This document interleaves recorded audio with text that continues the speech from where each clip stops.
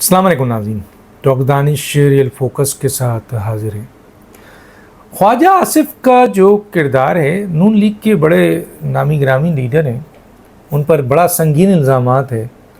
2 دفعہ ڈیفنس کے وہ منسٹر بنے، ان کے اوپر پی ٹی آئی بڑا سنگین الزام لگاتی ہے کہ جب وہ ہار رہے تھے تو جنرل باجوہ کو انہوں نے آواز دی اور کہا باجوہ صاحب میں ہار رہا ہوں، اور باجوہ صاحب نے ان کو جتوایا۔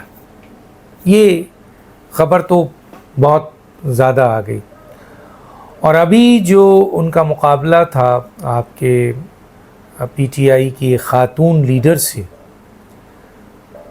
خاتون لیڈر ہیں وہ، اور عثمان ڈار کی والدہ تھیں۔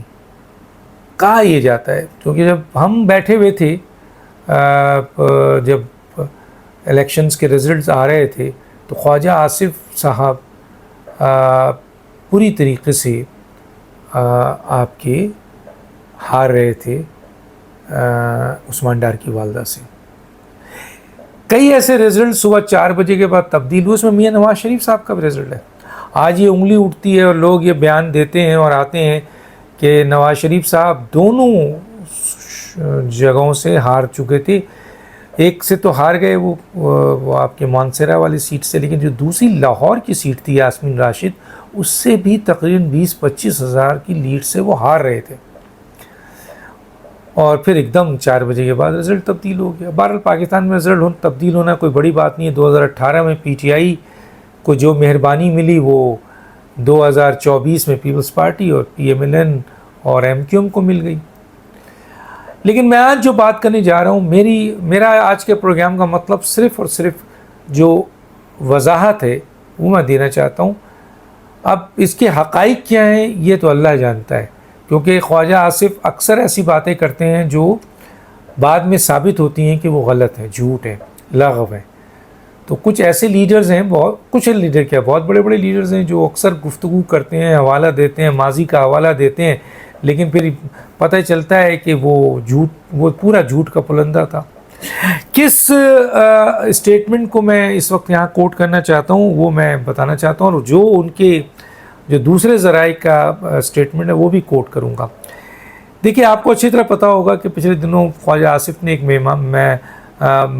پروگرام میں جو ہے وہ ایک بریکنگ نیوز دے دی کہ جناب جنرل فیض جو کہ عمران خان کے بہت قریبی سمجھے جاتے تھے، اور یہ کہا جاتا تھا کہ عمران خان آئندہ آرمی چیف ان کو لانا چاہتے ہیں، اور جنرل فیض نے بھی عمران خان کو سپورٹ کیا ہے اور بہت سے اہم معاملات میں سپورٹ کیا، اور آئندہ وزیر اعظم عمران خان بنے، یہ جنرل فیض پہ الزام تھا کہ as A D G I S I وہ چاہتے تھے کہ وہ عمران خان یہ چاہتے تھے کہ وہ جنرل فیض کو آرمی چیف بنا دیں، تو آرمی چیف بننے کے بعد جنرل فیض عمران خان کو اگلا وزیر اعظم بنانے میں پوری مدد کریں۔ تو یہ تو آپ کے سامنے بھی گفتگو ہوگی۔ خواجہ آصف نے یہ ایک بڑی بریکنگ دی کہ میں جنرل باجوہ صاحب کے سسر کے گھر جنرل فیض سے ملا تھا، اور یہ جنرل فیض کا یہ بات انہوں نے کی کہ جناب یہ کوئی جون کا 2019 میں جنرل فیض جنرل باجوہ کے سسر کے گھر ملے۔ تو وہاں جنرل فیض نے کہا یار بہت بس ہو گئی، بس عمران خان کو فارغ کریں، آپ لوگ پروونشل کی بھی حکومت لیں اور آپ لوگ مرکز کی بھی حکومت لیں اور عمران خان کو فارغ کریں۔ یہ انہوں نے کہا کہ جی یہ آپ کے جون کے شروع میں یہ باتیں کی، تو اس کو بڑی ہائپ ملی کہ جنرل فیض جس کے بارے میں یہ تاثر ہے، اور ابھی تک جنرل فیض میڈیا میں نہیں آئے، اور جنرل فیض کے حوالے سے براہ راست کسی نے اسٹیٹمنٹ بھی نہیں دیا ہے، لیکن جنرل فیض کو مختلف انکوائریز میں شامل کیا گیا، لیکن ابھی تک اس انکوائریز میں کوئی حتمی چیز ان کے خلاف نہیں آئی ہے۔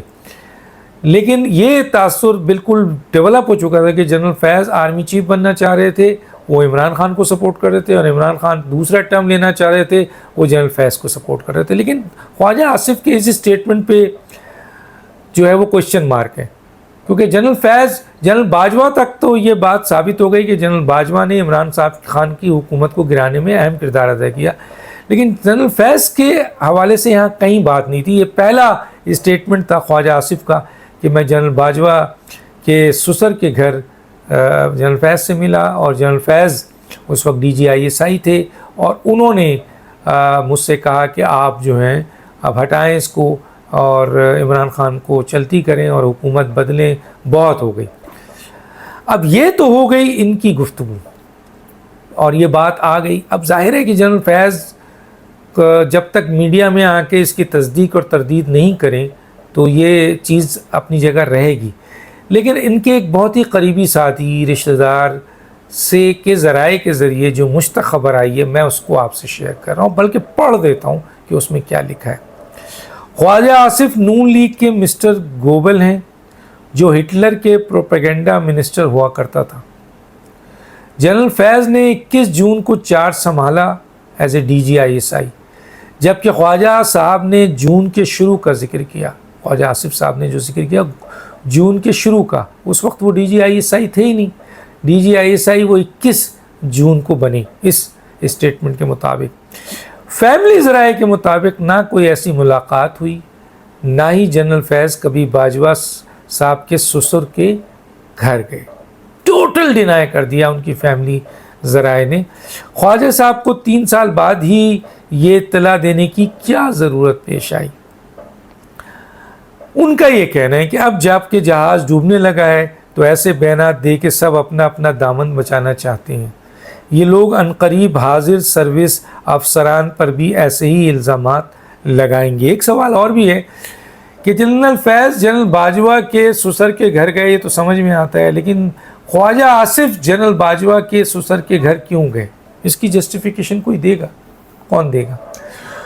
تو خواجہ آصف کے بیان کو مکمل طور پر ان کے فیملی ذرائع نے، جنرل فیض کے فیملی ذرائع نے ڈینائی کر دیا اور کہا ہے کہ یہ تو ہٹلر کے زمانے میں جو ان کا ایک منسٹر تھا مسٹر گوبل جو جھوٹ بولتا تھا، پروپیگنڈا کرتا تھا، یہ بھی وہی منسٹر ہے، اس سے تشبیہ دی گئی ہے۔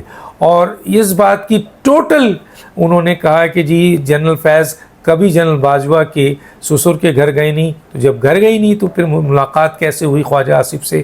ٹوٹلی بیس لیس ان کی اسٹیٹمنٹ ہے، اور یہ انہوں نے اپنے سیاسی قد کو اوپر کرنے کے لیے، مزید یہ فائدے کے لیے کیا ہے۔ بہرحال اس اسٹیٹمنٹ کا، یہ جو میرے پاس اسٹیٹمنٹ ہے جس کا ریکارڈ میرے پاس موجود ہے، جس کی اسکرین شاٹ بھی میرے پاس موجود ہے، جس کی یہ اسٹیٹمنٹ بھی میرے پاس ریکارڈ کا حصہ ہے، کہ ان کی فیملی کی طرف سے یہ وضاحت آئی ہے کہ جنرل فیض تو نہیں آئے، لیکن جنرل فیض کے حوالے سے ہم بتا دیتے ہیں کہ یہ ساری باتیں لغو اور جھوٹ ہیں۔ ڈاکٹر دانش کو یاد دیجیے۔ اللہ حافظ۔